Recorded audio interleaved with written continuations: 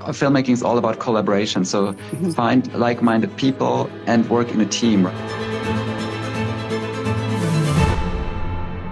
Yeah, it's great collaboration, I think, in this case, especially that you end up shooting and preparing, but like you said, you almost always end up shooting the last bit of light in the last second, and everything has to work. These are like the best shots, right? We had like the sun, you're always chasing the sun, setting, golden hour.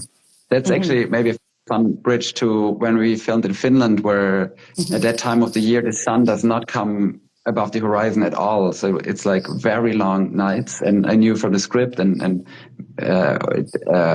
describes this magical landscape, right? This winter landscape. And Michelle, right, it was so important for you to show the scope and scale of that location. We went for real, and I kept thinking, how can we photograph this? There's no point in going to the most amazing location in northern Finland and it's pitch black. We could have shot it in a soundstage in front of black, right? So we tested. We went there for scouting several times, and I did tests with day for night. So there's several hours. We get a blue hour, a magic hour. It's not much light, but it's enough to give this magic glow. And we had like very light sensitive cameras with the V-Raptors. And we try to use this as much as possible, but we know a shooting day is quite long and we have to capture a lot of scenes. There's not enough daylight. So we had to find a way to light a massive area. So, and I want to shout out to our fantastic electric team, like Uwe Grein, our gaffer, and board operators and the Finnish team did a fantastic job. But so I kept thinking traditionally you would, as a DP with your lighting team, you would set up corners, like big cranes at the far end to give you like backlight. But in a snow landscape where everything is white, this would look quite artificial. And I wanted to avoid this. You would really feel where the light comes from. So we created a rig that creates a very invisible omnidirectional soft lights. We used, I think, 60 very strong focused LED lights. It's like vortexes with a very narrow beam that fan out in all directions. It was like on a scissor lift, which we put up in the air, and it would actually light up the snow and atmosphere above the frame. Like Martin had amazing with his special effects team. They created very convincing artificial snow. Sometimes with real snow when we got lucky. And all this atmosphere and snow gets lit up by these LED lights above the frame and gives this very gentle glow. And also we established the northern lights, right, in the series from space and on the ground. So we had subtle animations of greenish, bluish colors in that LED lights to convey the presence of the northern lights.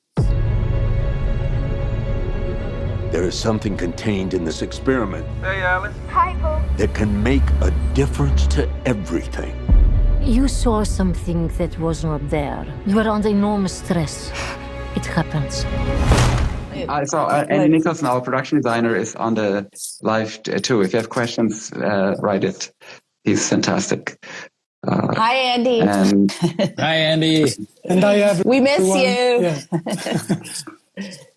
Yeah. So I can bore Andy now with lenses and cameras. I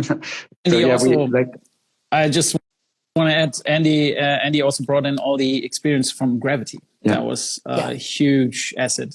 So having Andy in the beginning as production designer, and that was amazing. It was. There's no one who knows the ISS like Andy, right? Like even if he wasn't that person, but unbelievable. The research team, this team did, everything was so meticulous. And usually I think in films, it's very expensive to build sets. So usually we build very small sets or a lot of green screen, or building sets smaller to cut costs. But I think we built to scale entire modules. Like we had, I think, one of the largest sound stages in Studio Babelsberg, but you cannot assemble the entire ISS. It would be too big.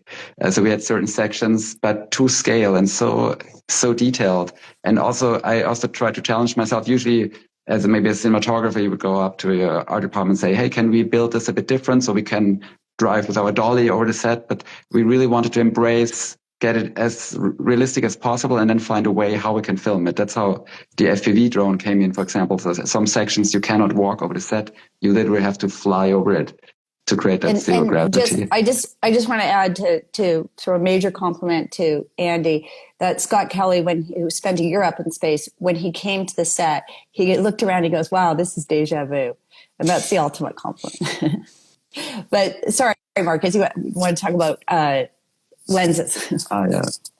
Yeah. So we tested many different lenses. I always try. I'm sure some about DPs. They find some DPs. They find one set of lenses and they shoot their entire life with the same glass. But for me, it's the opposite. I always get like we're shooting so long on a project like this, and you see it every day. So I tried for the next project to go a completely different way and find new lenses that create a different aesthetic specific to their project. So we tested many different options and we landed on Panavision T series that have this very interesting anamorphic, like disproportionate bokeh. It's like and interesting flaring.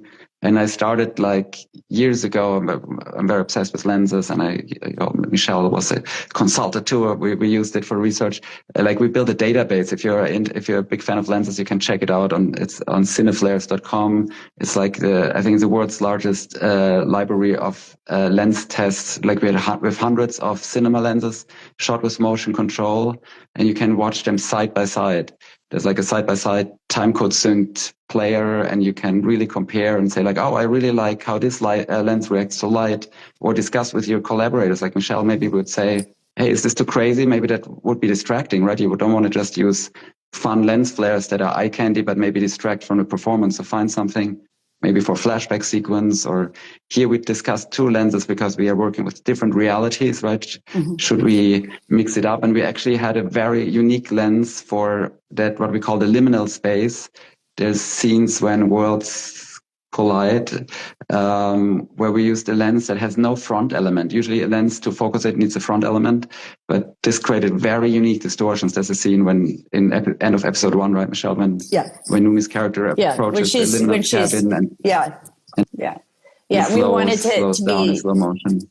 Right. And we want it to feel unbalanced and otherworldly as she transitions from one reality to the other. But at that point, you don't really know what's going on. Is it in her head? Is she going crazy? What's happening? So we wanted it to be otherworldly and disconcerting, and it's and very in a subtle kind of magical way, which Doug Lamore, our visual effects supervisor, did an incredible job with the slow motion snow that they put in, and it was so additive to that whole unusualness, the bizarreness of the sequence, the unsettling yet very beautiful sequence.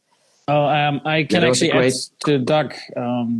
Just saying that Doug, as our visual effects supervisor, there was such a great collaboration because usually there's a big misconception still out there that people think visual effects computer side or special effects, that's always an either or decision, but it's not.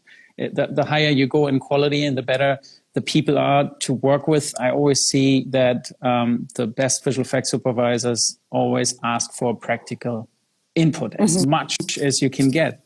And that was so great. So when we come to the limit of what we can do, then they jump in and let us look good. And then we can make them look good and give them practical as much as possible, real fire and real snow. And then they pick it up. And it was a great working together with Doug. Yeah, we had the awesome fire team. Sequence maybe is a great example, right? To talk about and I think you posted this on your channel, right? The fire sequence on the ISS. We obviously in zero gravity flames don't go up, right? So we couldn't use real flames, but we used you had like real CO2, right, in the fire extinguisher, so you feel the interaction of the smoke and atmosphere with the set, and we used interactive lighting.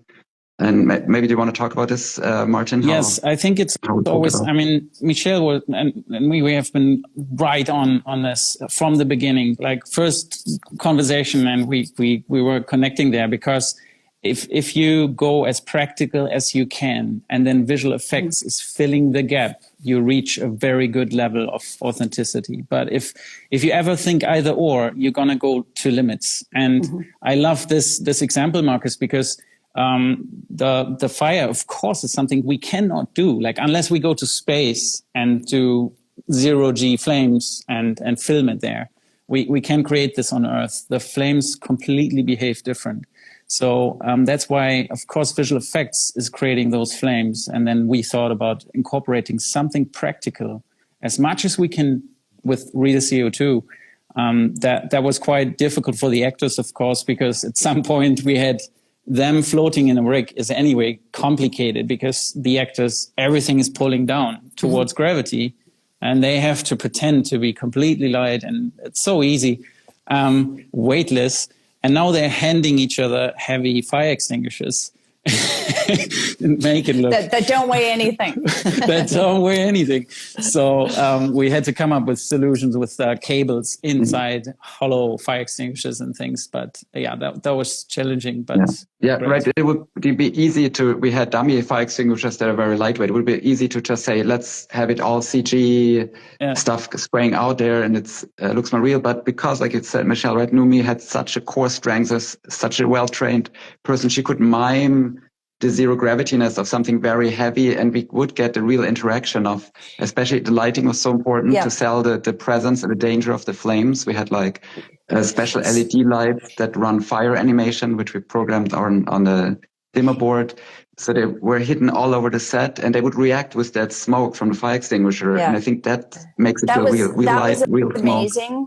We didn't have to do anything in post lighting wise, but just to credit Doug, some of the fire extinguisher smoke was, or the CO2 was replaced, but and for various reasons, because we shot some shots with and without. But as these guys were saying, what it allowed us to do is, first of all, to see what the interaction looks like, to allow the actors to feel what it really feels like and how they should act when they've got the dummy fire extinguisher. And it ended up really being a collaboration of a real mix. I mean, of the two elements, the with and the without. But the amazing thing to me was like when Numi is floating, when Joe's floating down towards the fire, all that interactive light, that's all Markus. There's no, and obviously Martin and everybody, but as far as lighting goes, we didn't have to do anything with that in post. And that was pretty amazing. Yeah, I think it's really great to see that all those little elements come together, and then it becomes this convincing. And just to see like these specific scenes with the core strength, it wouldn't have been possible if Numi wouldn't been so powerful in training. Incredible shape. That was, I mean, but I have to say, it's like apart from the physical side, but she really delivers the emotional aspect in seconds. And with all those problems of hanging in the rig and having all that, that was just impressive.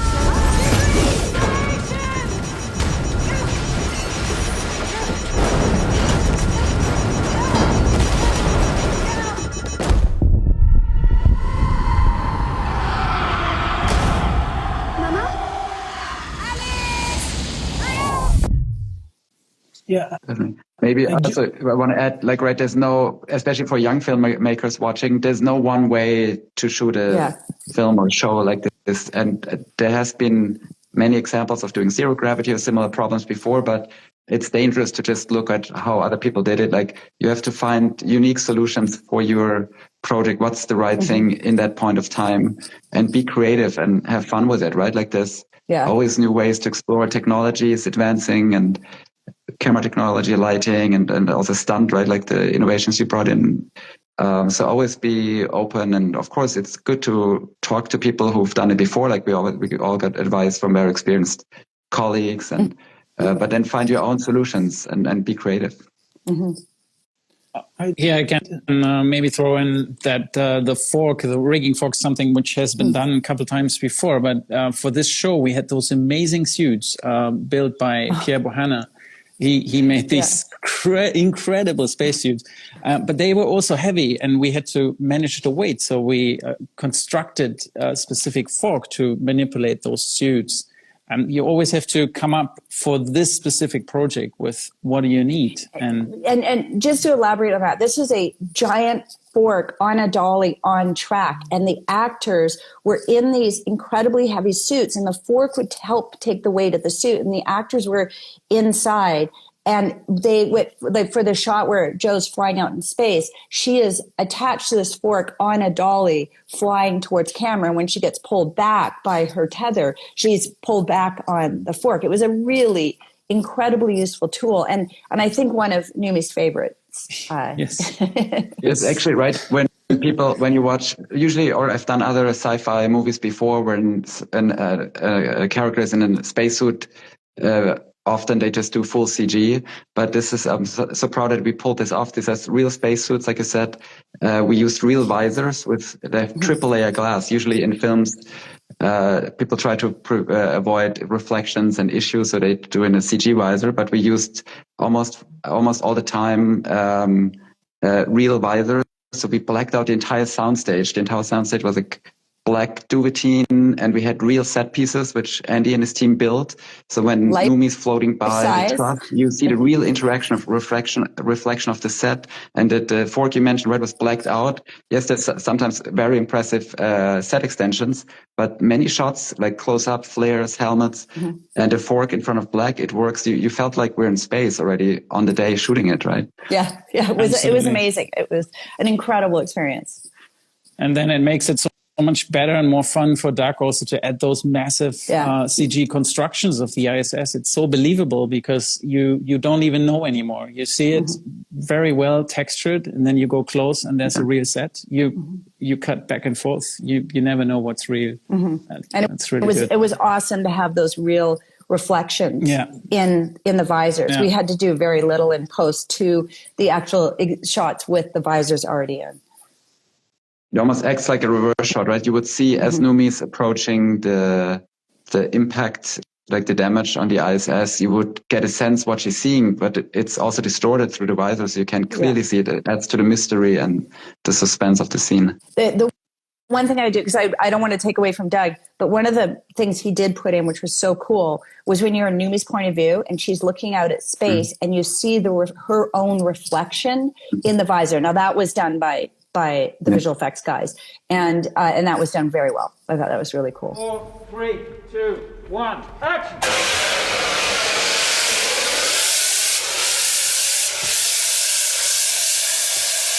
Cut it! And Martin, this is for you, I think, the pinned one. For practical effects, do you work with engineers? And if so, how was that experience? Quickly, so we can... It's you have to have all material, everything you can use, modern industry, anything you can work with materials, you have to have at hand and ready. A special effects supervisor, that's a skill I bring in special effects, and I mix it to stunts. In my special case, I'm happy that everything I approach already thinking as stunt coordinator and as special effects supervisor. Therefore, the technical area of constructing things and developing, we had a CNC tool outside of the stage in a container ready. We did milling stuff while we were requesting it on set. I had sometimes helping out camera department with a little adapter or something. We just quickly made it, brought it in stage, and could use it hours later. So that's very helpful. These guys were so flexible and versatile. It was awesome. And I just want to say Nicole Fishnailer, our wonderful costume designer. Just wanted to get the name right, which is amazing. Yeah. Last topic, advice for young aspiring filmmakers, screenwriter, ideas and suggestions for who start today and want to achieve a role in the film industry. I'll jump in quickly and just say that for writers, write, obviously, and submit your scripts to script competitions. That's a lot of time how people can get noticed. I know some very, very big, famous, successful writers today who got discovered in script competitions. There's so many all over the world. And a lot of time the judges are actual filmmakers. So that's a really great way to do it. I would also say to young filmmakers, you have the technology in your hand every day with your phone. Go out and make films. Go out and shoot shorts. Go out and just do it, because you just need to practice, practice, practice, and submit your short films again to festivals, to competitions. You know, there's so many outlets, and just be a storyteller. And then the last thing I would say is try and get a job in the film industry, and just have the attitude. No job is too small. I started out as a production assistant. And just embrace it and learn and be around the people who are doing it. And you'll figure out what it is that you want to do, what you'll narrow in on. But just do it. Just go after it. You know, if you've done a short, you're a director or a writer or whatever you did in that, or an actor, and just keep practicing your craft. Yeah. Markus, what would you say? I totally agree, right? The technology is so accessible.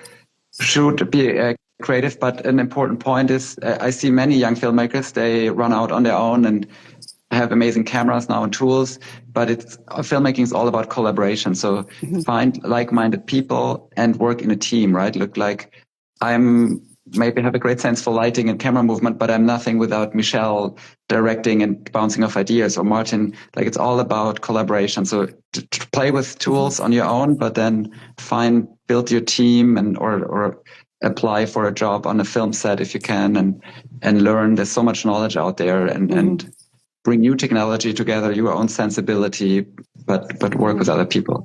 I would also. Yeah. So Martin, absolutely add to that.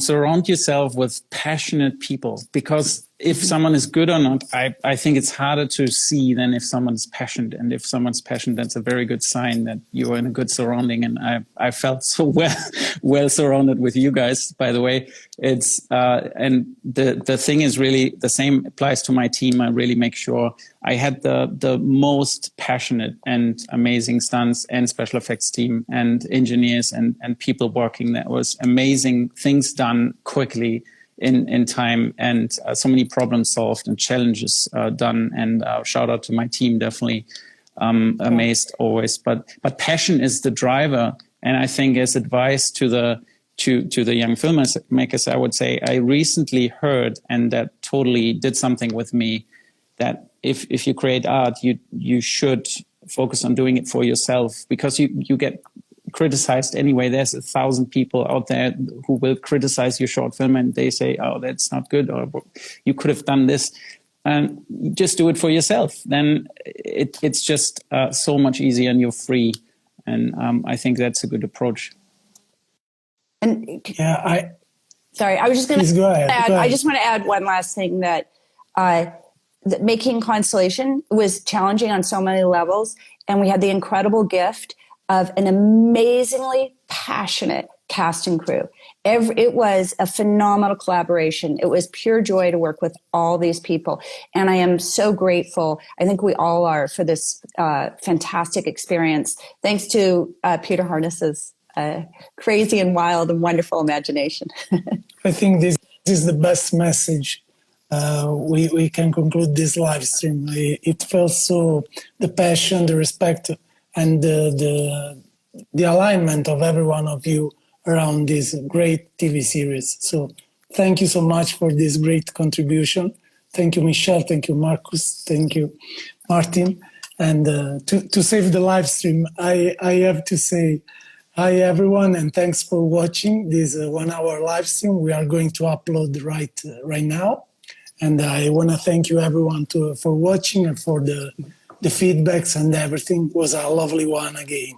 Okay. Thank you so much for having us. Thanks. Thanks, Emanuele. Thanks so for tuning in. Thank you. Good to see you guys. Talk soon. Bye. Bye. Bye. This isn't madness. I need to work out why they're doing this. Curiosity killed the cat.